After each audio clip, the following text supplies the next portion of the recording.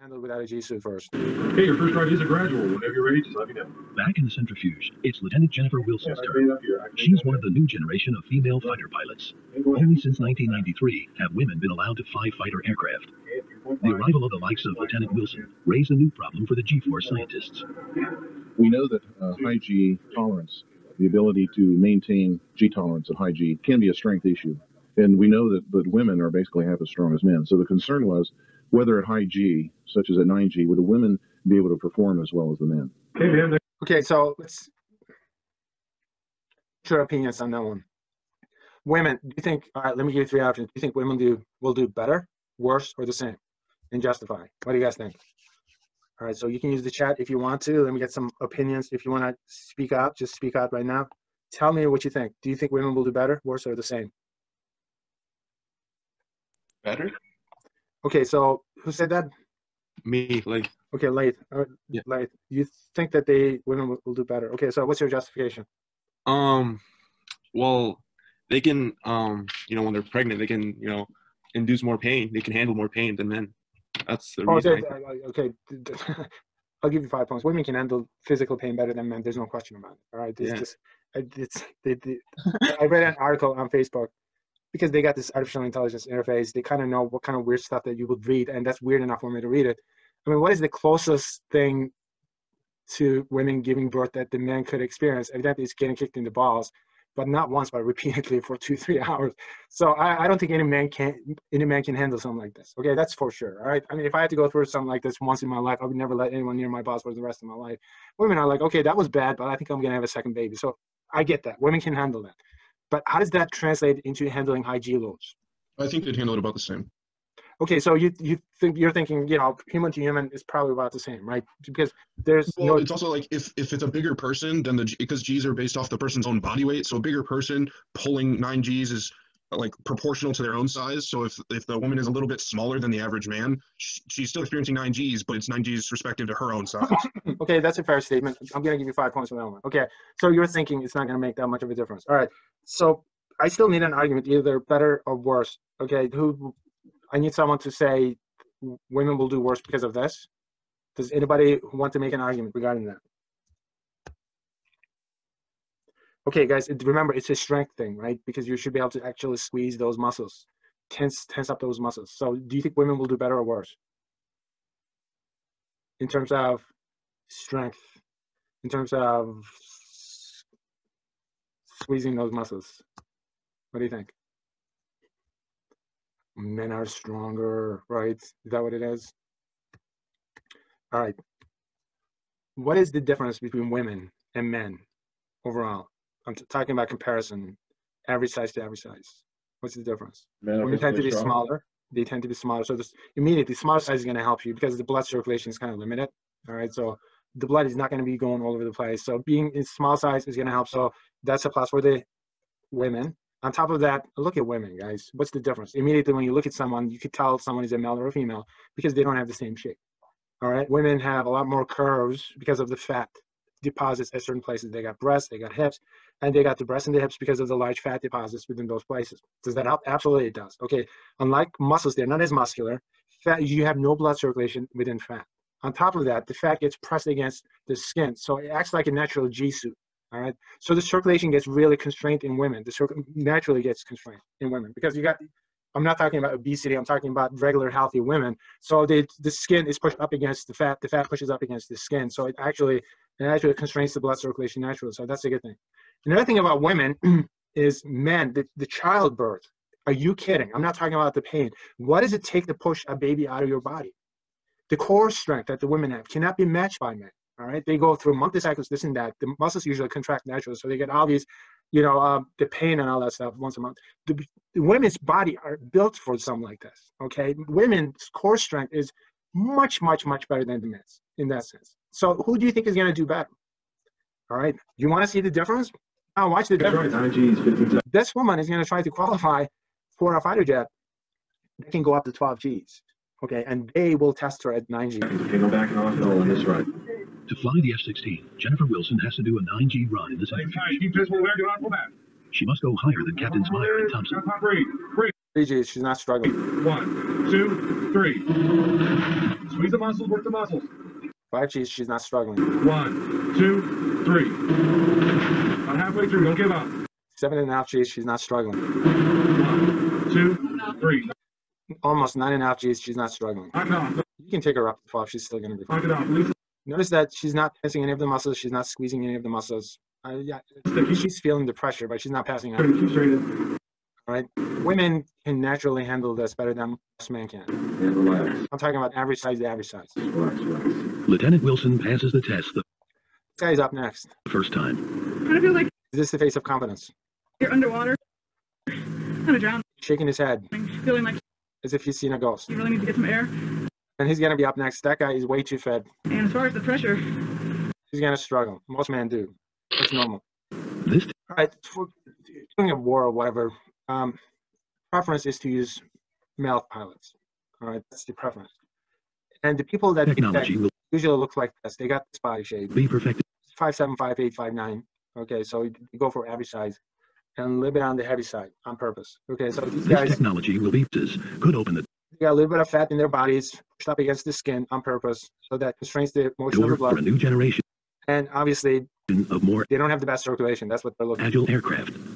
Equipped So the movie Top Gun, someone looks like Tom Cruise, probably not going to do too well with a new Combat Edge G-suit, in terms of handling G-loads. Lieutenant Boyd Hogan is about to take his body to new extremes. 12 times the force of gravity, a full 3G higher than any current fighter aircraft can pull. Just a week before, Lieutenant Hogan had made his first attempt at a 12G run. This was the result. Deep breath. Get on your ground. Hold it. Hold it. On top. Breathe. Breathe. 1, 2, 3. Turn on. 3 seconds. Coming down.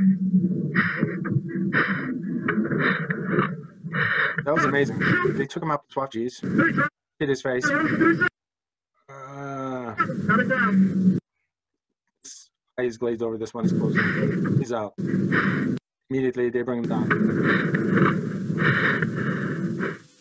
Last time, doing 12 Gs in the upright seat, and I was tired, and my vision tunneled in on me, and I couldn't bring it back out, and it's almost like you're dreaming. You wake up, and you're like, wow, where am I? And then they laugh at you. Today, he's determined to get the last laugh.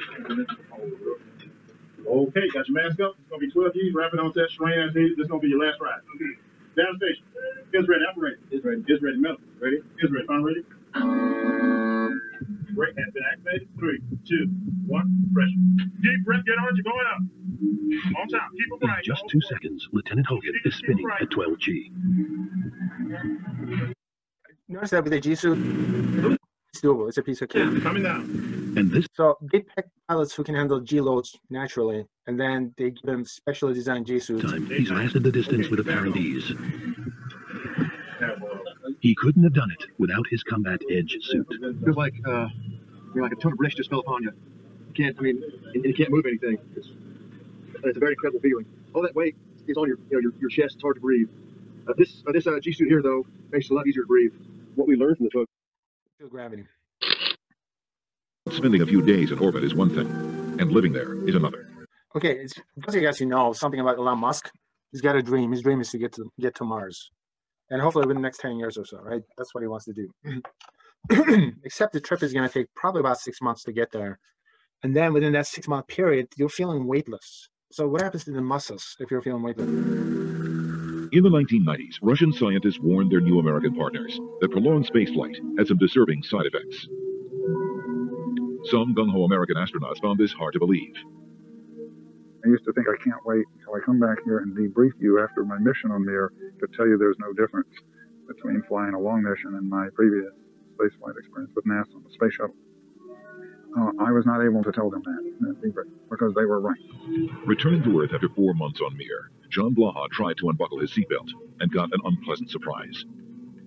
My hand never made it to the belt buckle. It was literally slammed back down into the floor. And that's when I had my first indication there was something different. I felt like there was this huge magnet that was pulling me to the center of the Earth. So much so that when I was laying in a bed 10 hours later in the crew quarters, I felt like I was going to get sucked right through the mattress of the bed. Blaha's muscles had shrunk. He had lost 10% of the soft bone tissue in his hip joint. He needed 6 months of physical therapy to recover. Okay, so what that means is if you're not doing anything and feeling weightless for 6 months, what happens to you by the time you get to Mars? If you're dropped on Mars, you're not going to be able to walk. You're not going to be able to do anything. Okay, you're like a lump of meat.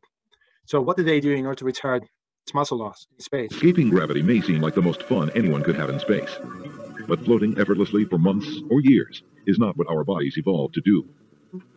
To combat muscle and bone loss and maintain their cardiovascular systems, space station dwellers will have to exercise vigorously. But exercise only retards physical deterioration.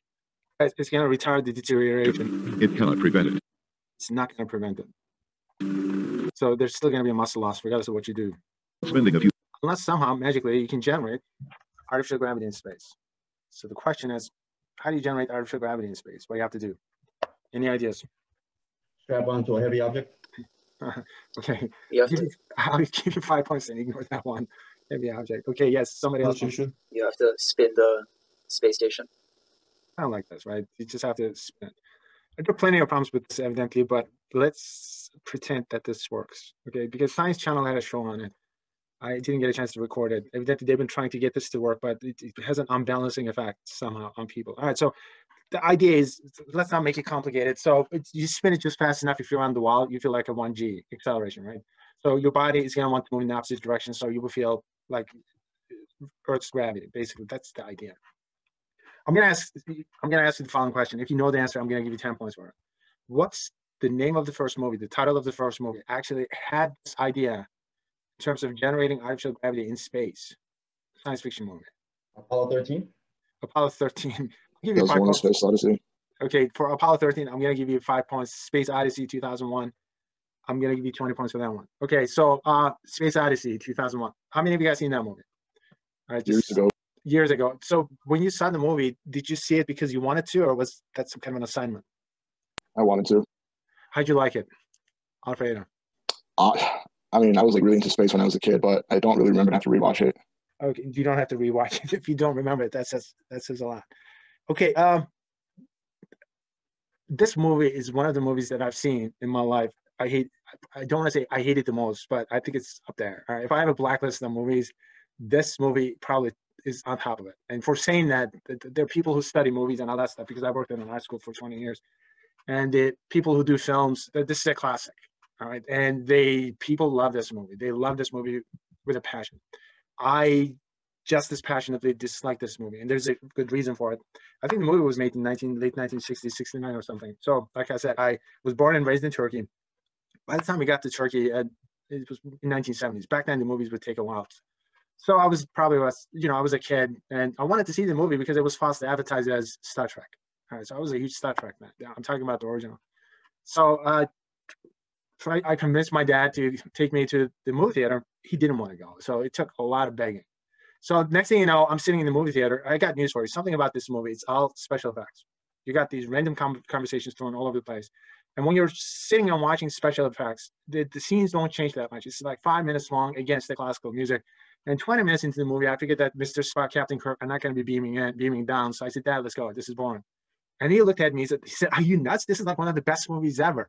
So thanks to my dad, I sat there for 3 hours and watched this movie. I got news for you. That 3 hours felt like 3 years. I still remember every single scene from that movie.